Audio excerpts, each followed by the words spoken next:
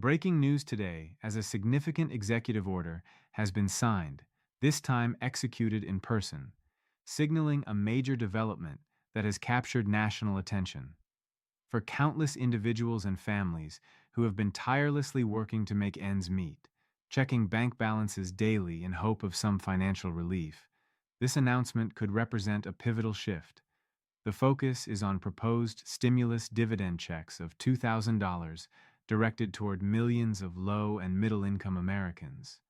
Crucially, a potential timetable for these payments has now entered the public discourse, suggesting when such funds might begin arriving in bank accounts.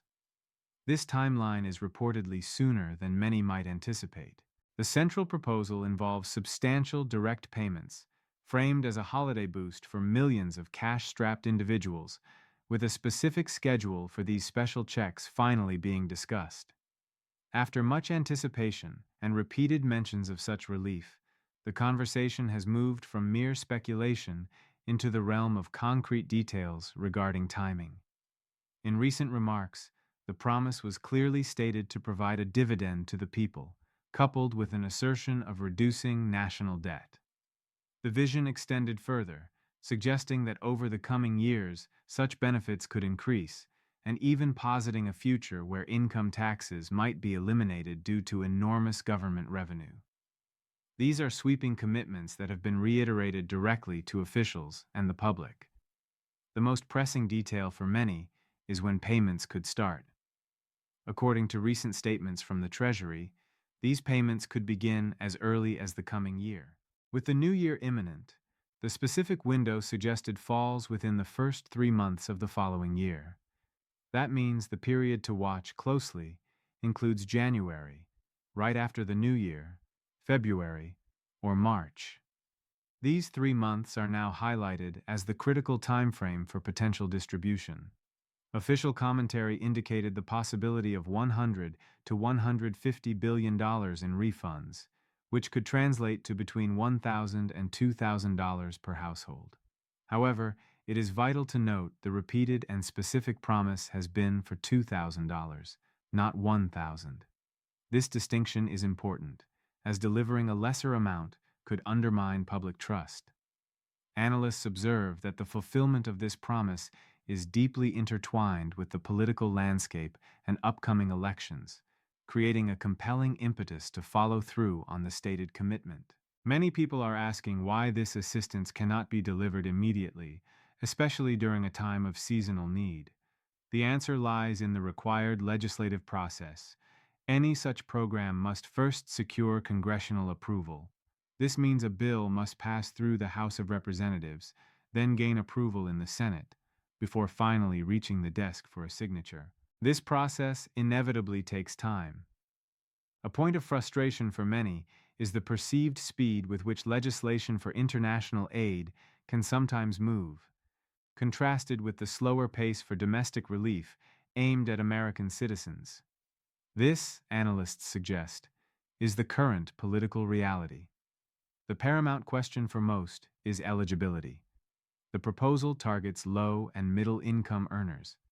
To understand what that means, one can look to a similar legislative proposal from recent months called the American Worker Rebate Act. That proposal outlined payments with a simple eligibility threshold, individuals making $100,000 or less annually.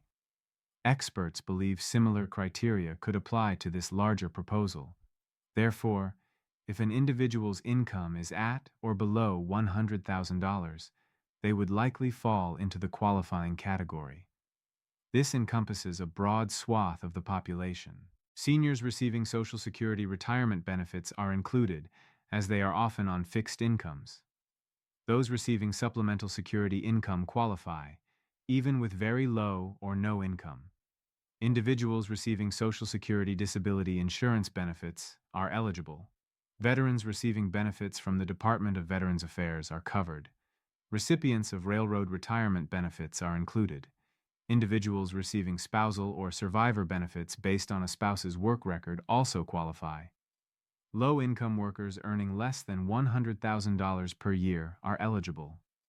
The key takeaway is that even those with zero income fall below the threshold, meaning millions of seniors, people with disabilities, veterans, and low-income households could receive this $2,000 check. Another critical detail involves how the payments are structured. Based on the language of the proposal, the checks are intended for each adult and each dependent, not merely per household.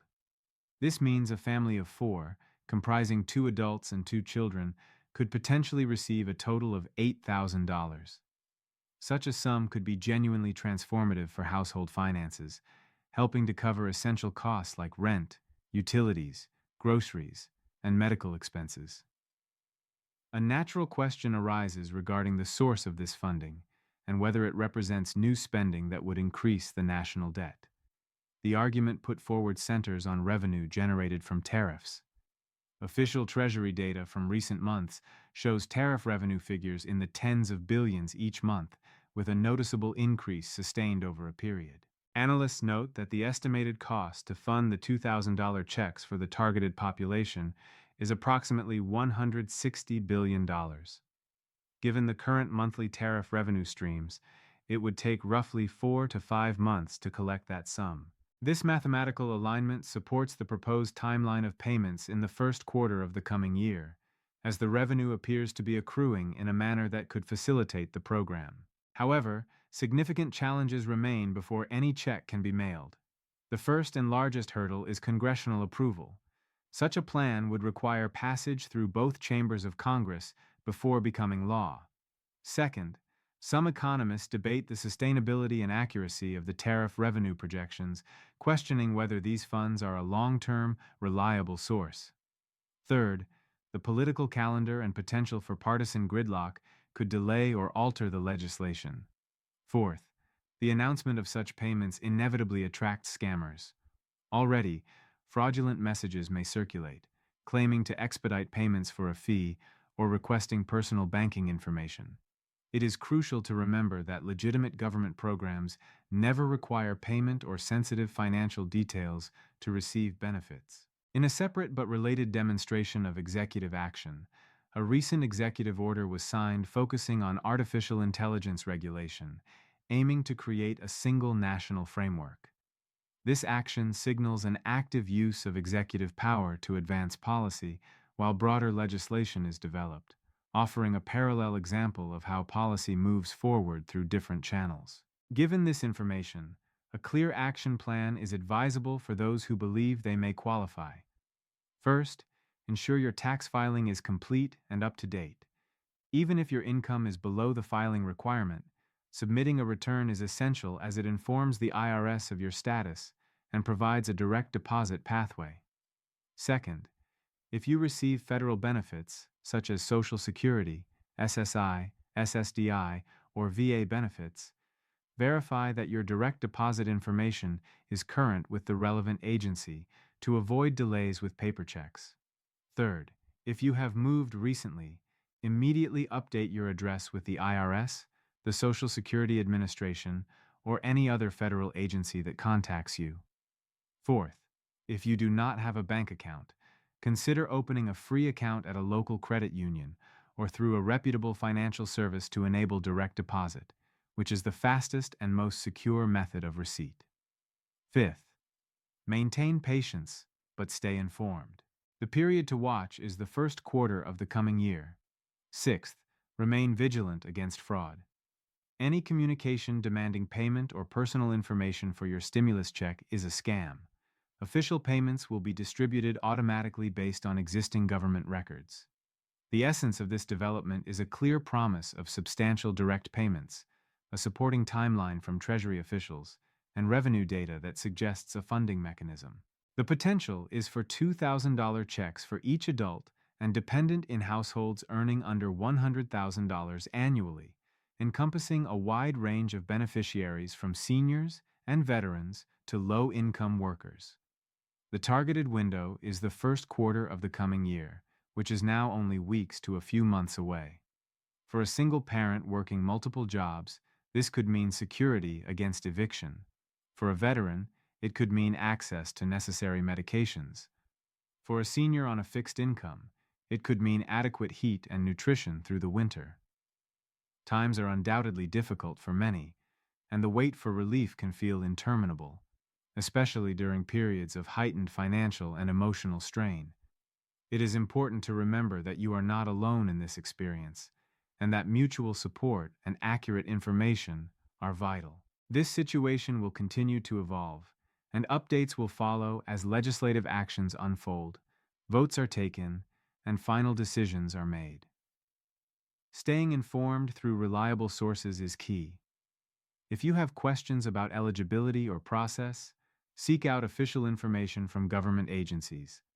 In the meantime, for those in immediate need, numerous assistance programs exist today, including food banks, utility assistance programs, rental aid, and benefits like SNAP and Medicaid. Exploring these resources can provide support while longer-term solutions develop. Everyone deserves dignity, respect, and support, and there is no shame in seeking help when it is needed. The proposed checks represent a form of such help, aimed at hardworking individuals and families navigating challenging circumstances.